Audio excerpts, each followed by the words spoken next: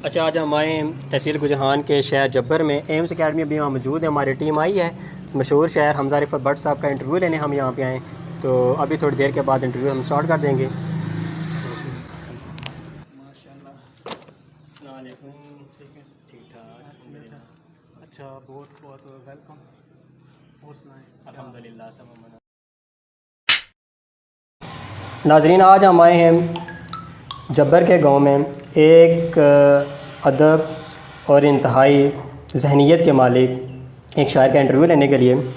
तो इंटरव्यू शुरू करने से पहले चंद गुज़ारिशात, चंद बातें जो आपके पेश गुज़ार करना चाहता हूँ कि नाज़रीन, शेर और अदब जो किसी भी माशरे में अहम मुकाम रखता है, वो चीज़ें जिसमें माशरे का दुख, दर्द और तकलीफ़ लफ्ज़ों के रूप में बताया जा सकता है, लफ्ज़ों के रूप में सामने आती हैं। ऐसी ही एक ऐसी शख्सियत जो माशरे के रंगों, दुखों और सुखों को अब से लफ्ज़ों में परोकर शायरी करते हैं। आप जदीद दौर के मुनफरिद असलूब रखने वाले शायर हैं जो किसी भी तारफ़ के मोहताज नहीं। आपका तल्लक ज़िला रावलपिंडी की तहसील गुजरान से है। आपने MSc फ़िज़िक्स और B.Ed की है और आपको तकरीबन 6 साल हो गए हैं टीचिंग करते हुए। 6 साल से शोबा तदरीस से मुंसलिक है। दौरे हाज़िर के नौजवान शायरों से अलग पहचान रखते हैं। मेरी मुराद जनाब हमजा रिफत साहब हैं। छू के जो आसमान आती है, छू के जो आसमान आती है, मुझको ऐसी उड़ान आती है, उसकी सूरत को छू के जो आसमान आती है, मुझको ऐसी उड़ान आती है, उसकी सूरत को जब भी देखता हूँ जान में मेरी जान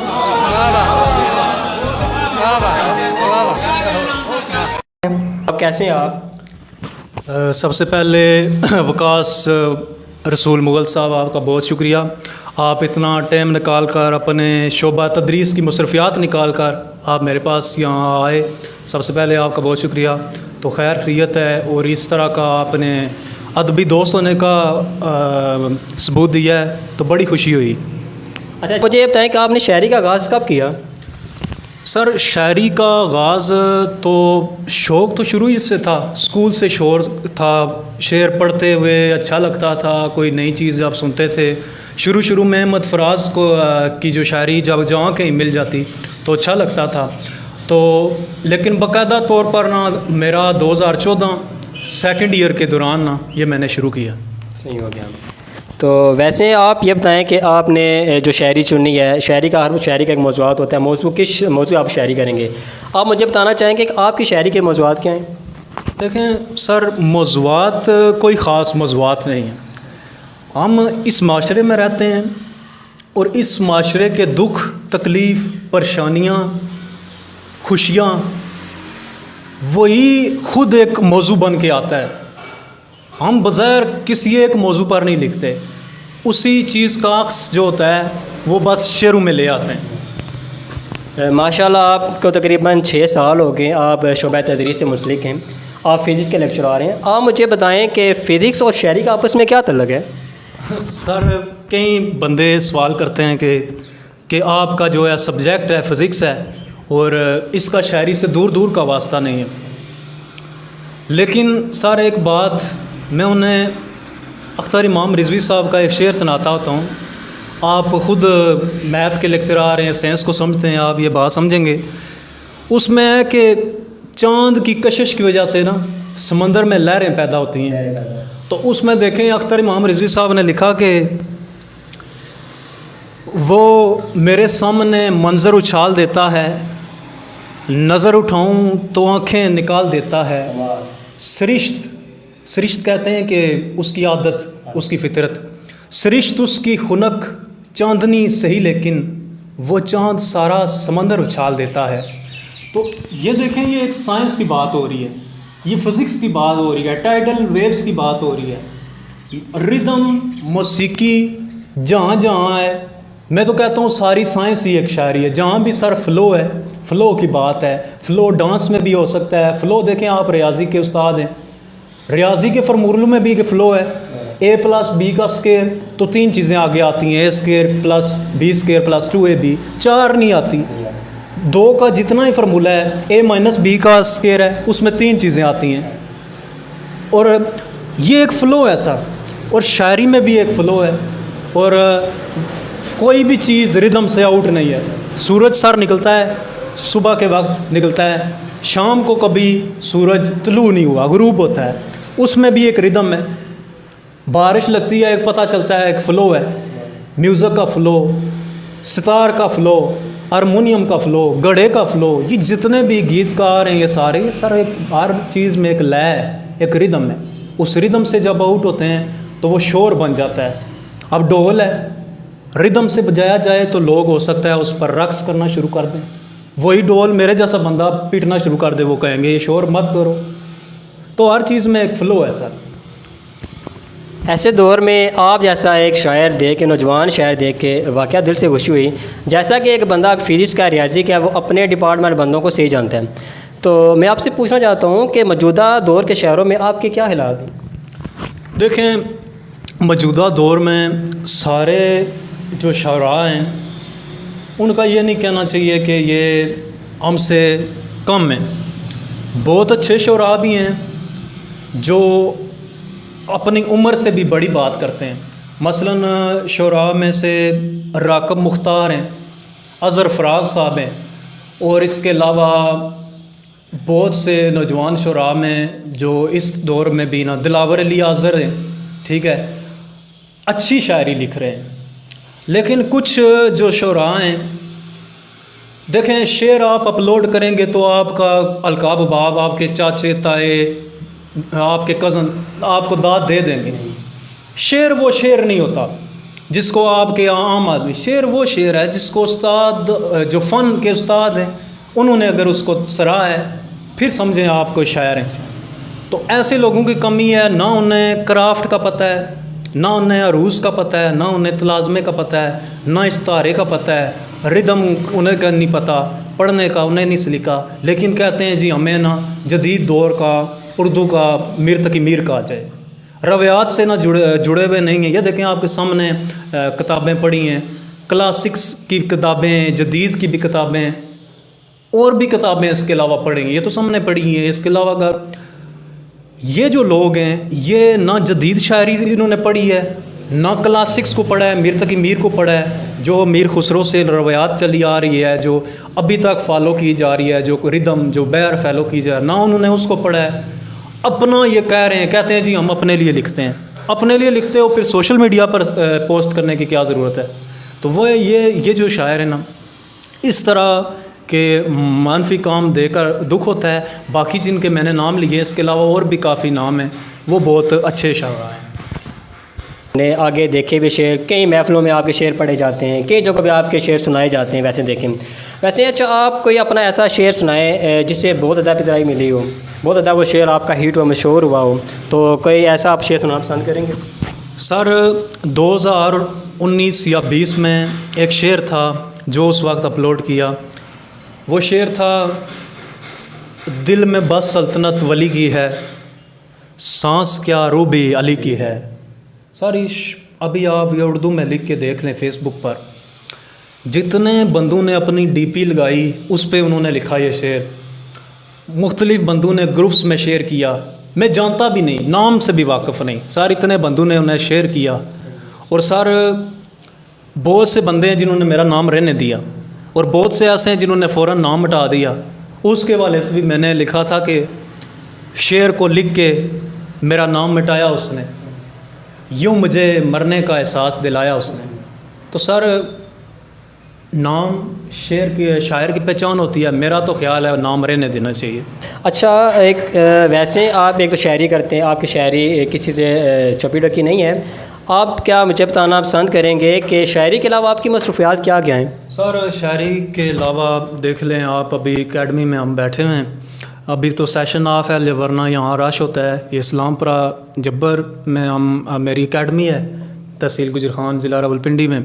तो यहाँ शाम के वक्त साइंस टीचर हूँ मैं, फ़िज़िक्स, मैथमेटिक्स, केमिस्ट्री ये पढ़ाता हूँ कॉलेज की क्लासें को, और 9th की साइंस आर्ट्स की क्लासेस को सब्जेक्ट जो है उनके वो मैं पढ़ाता हूँ। ये 2016 से रूटीन सा शुरू है। तो ये सिर्फ पढ़ाता हूँ, ये टाइम नहीं पास करता। बड़े अच्छे रिज़ल्ट आते हैं मेरे स्टूडेंट्स के। बहुत से स्टूडेंट्स यहाँ कमेंट करेंगे और वो बताएंगे आपको, आपके यहाँ से आपको पता चलेगा। बड़ी तादाद तहसील गुजरान के तकरीबन सारे बड़े कॉलेज के जो बच्चे इस रीजन में हैं इस्लामपुर जब्बर के, वो मेरे पास आते रहे हैं। आपके भी दोस्त बाब आपको पता होगा, वो मेरे पास पढ़ते रहे हैं। तो ये सारा मेरी मसरूफियत है। पहले टाइम कॉलेज, प्राइवेट सेक्टर में कॉलेज में उधर काम करता हूँ, कॉलेज में ही पढ़ाता हूँ। फ़िज़िक्स का टीचर हूँ, MSc फ़िज़िक्स हूँ, तो फ़िज़िक्स पढ़ाता हूँ। शाम को यहाँ मैथमेटिक्स ज़्यादातर। वैसे जैसे शहरों के मैंने बहुत सारे शहर देखे ना कि जो कि 24-24 घंटे मतलब कि शायर है ना, तो मतलब कि वो 24 घंटे बस शायरी के ऊपर वो लगे रहेंगे। वैसे आपके ख़यालात मैंने देखे हैं बाकी शहरों के बनस्बत जो है ना डिफरेंट है, आपके ख़यालात डिफरेंट हैं। तो क्या आप इस पर रोशनी डालना चाहते हैं कि क्या शहरों को वाकई 24 घंटे शायर रहना चाहिए? सर बड़ा अच्छा आपका सवाल है। इससे ये मालूम होता है कि आपको ना शेर व शायरी से काफ़ी लगाव है और इसकी जो रगें हैं आप समझते हैं। तो 24 घंटे सर दूसरे ममालिक जाके ना, वहाँ सर जो बंदा शायर है ना मगरब में सर, तो वो सिर्फ शायरी ही करेगा। उसको बाकायदा माशियात की फ़िक्र नहीं होगी, रोज़ी रोटी और पेट का फ़िक्र नहीं होगी। सर यहाँ मेरे पाकिस्तान में ये है सर कि एक शायर है, हो सकता है पहले टाइम वो पुलिस वाला हो, शाम को वो शायरी करे रात को, या पहले टाइम मिल में कोई मज़दूर हो, या मेरी तरह पहले टाइम तदरीस करता हो, शाम को एकेडमी करता हो, हफ्ते बाद किसी फुर्सत मिले तो एक शेर कह दे या गज़ल कह दे। मैं ये समझता हूँ सर 24 घंटे वाली जो आपने सवाल पूछा है कि मेरे जो पाकिस्तान का अदब है ना, इन्हें एहसास है। दूसरा शायर जो यहाँ का है ये दूसरे काम भी करता है, जैसे मैंने और मुख्तलिफ़ ज़िम्मेदारियाँ, तो इन्हें अवाम के दर्द, अपने अवाम की मजबूरियों का एहसास होता है शिद्दत से। और ये लोग ना एक अच्छा अदब ना तख्लीक कर सकते बानिस्बत उनके जो मैं कहता हूँ कि जो सिर्फ शायर है, उसको क्या पता अवाम के दर्द। अच्छा, मैंने बहुत सारे शायर देखे हैं, उनकी ज़िंदगी पर अगर रोशनी डाली जाए तो उनको अदबी फील्ड में आने के लिए काफ़ी मुश्किल का सामना करना पड़ा। तो क्या आप मुझे बताना चाहें कि अदबी मैदान में आने के लिए आपको कोई तकलीफ़ दरपेश आई हो, इस बारे में आप क्या रोशनी डालेंगे? सर तकलीफ़ तो कोई नहीं दरपेश, मतलब कि अदबी मैदान, हाँ जो अदबी मैदान है उसमें ये होता है कि जो आम हमारा कारी है ना सर, शेर सुनने वाला, वो ये समझता है कि शेर जो है ना ये आम कोई चीज़ है, बाहर हम उधर बैठ के लिखेंगे जो चीज़ है, ये शायर है तो कोई बहुत बड़ी चीज़ है। हालांकि सर जी मैं आपको बताऊं, ये आप तारीख़ पढ़ें, कदीम जो यूनानी दौर था उसमें एक उन्होंने बनाया, ये स्टूडेंट्स भी काफ़ी बैठे हैं, ये भी सुन रहे हैं, उसमें सर उन्होंने एक शहर बनाया यूनान के पास ना, उन्होंने शहर बनाया। उन्होंने कहा यहाँ सिर्फ शायर, फ़िलासफ़र और दानश्वर रहेंगे और जंग में भी कोई बंदा इस शहर को नुकसान नहीं पहुँचाएगा। यानी इतना कीमती उनको ट्रीट किया जाता रहा। यहाँ तो कोई अहमियत नहीं शहर की, शायर ठीक है। वो अख्तर इमाम रिजवी साहब गुजरान के बड़ा अच्छा लिख गए हैं कि हम नहीं खुल सके ज़माने पर, सांप बैठे रहे ख़जाने पर। तो अच्छा, जैसा कि आपको कम उम्री में इतनी बड़ी शायरी और शेर लिखने का जो शर्फ हासिल हुआ, उसके पीछे भी देखें ना, किसी भी कामयाब आदमी के पीछे एक उस्ताद का हाथ होता है। तो जैसा कि आप जो है ना पाकिस्तान रेडियो में भी आप कई दफ़ा जो है ना मुशायरा कर के आए हैं, आपकी माशाल्लाह इतनी कम उम्री में इतनी आपको पदराई मिली, तो क्या आप बताना चाहते हैं कि इस अदमी फील्ड में लाने के लिए या शायरी में आपका उस्ताद कौन है? जी बहुत अच्छा सवाल किया है और आपने, मैं बिल्कुल ये जो बात है ये खुले दिल से, बंदे को जो होता है ना ज़र्फ़ वाला आदमी होता है उसे तस्लीम करनी चाहिए। मुझे शौक़ तो था, मैंने कहा आपको शुरू से 2014 से शौक़ था बाकायदा।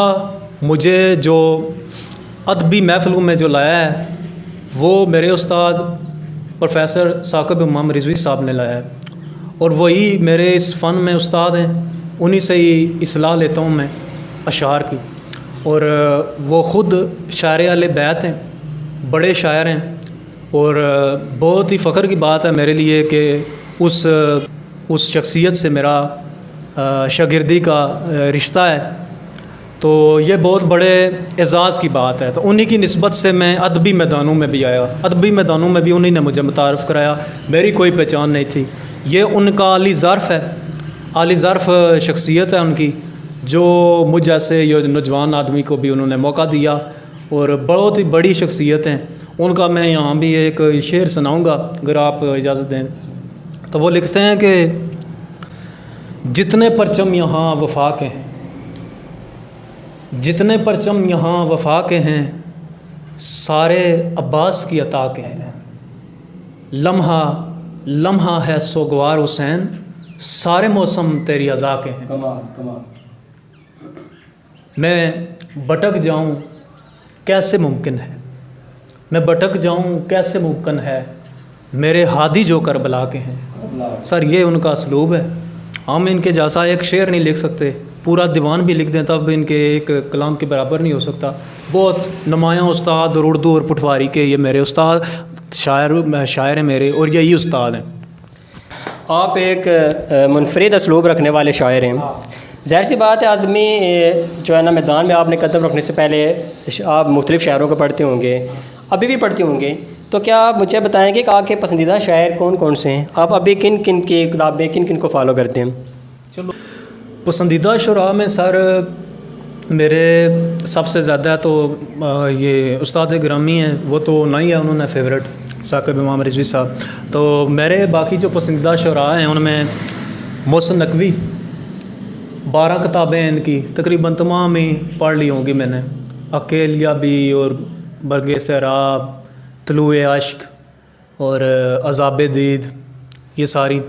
तो इसके अलावा इकबाल साजिद, तनवीर सिपरा साजिद, अख्तर इमाम रिजवी, और मौजूदा दौर में सर राकब मुख्तार एक अच्छा शायर है, और दिलावर अली आज़र साहब अच्छे शायर हैं, और इसके साथ साथ सर जी अज़हर फ़राग साहब, ये अच्छे शरा में शामिल होते हैं। वैसे मैंने आपकी शायरी कई दफ़ा भी देखी है, पढ़ी है। आपकी शायरी, जो आपके शेर है ना, एक से एक बढ़ चढ़ गए। तो क्या कोई मुझे आप कोई अपना कलाम सुनाना पसंद करेंगे जो आपका पसंदीदा हो? वो जो दिलकश सी एक सूरत है, वो जो दिलकश सी एक सूरत है, जो मेरे दिल में यार बसती है। वो जो दिलकश सी एक सूरत है, जो मेरे दिल में यार बसती है, उसका दिल में ख़याल आते ही, उसका दिल में ख़याल आते ही धड़कनों में सितार बजती है। तो ये सर, आपने बताया कि आप बात अलग तहसील गुजरान से हैं। तो तहसील गुजरान को बाकी तहसील की निस्बत एक आला मुकाम हासिल है, क्योंकि यहाँ के 2 निशाने हैदर का हामिल ये एक तहसील है।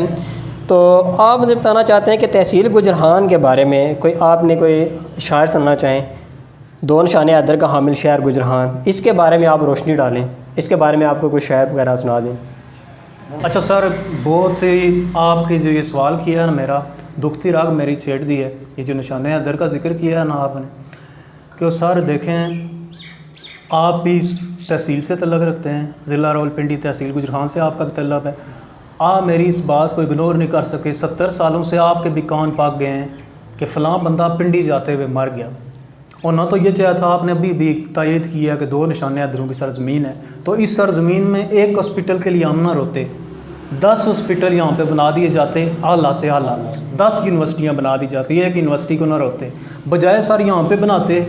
इन्होंने जहाँ लाहौर पहले से हॉस्पिटल बने हुए हैं वहाँ और बनाए, क्या कैंसर, क्या दूसरे, क्या तीसरी यूनिवर्सिटी या चौथी, और यहाँ बनाओ ना।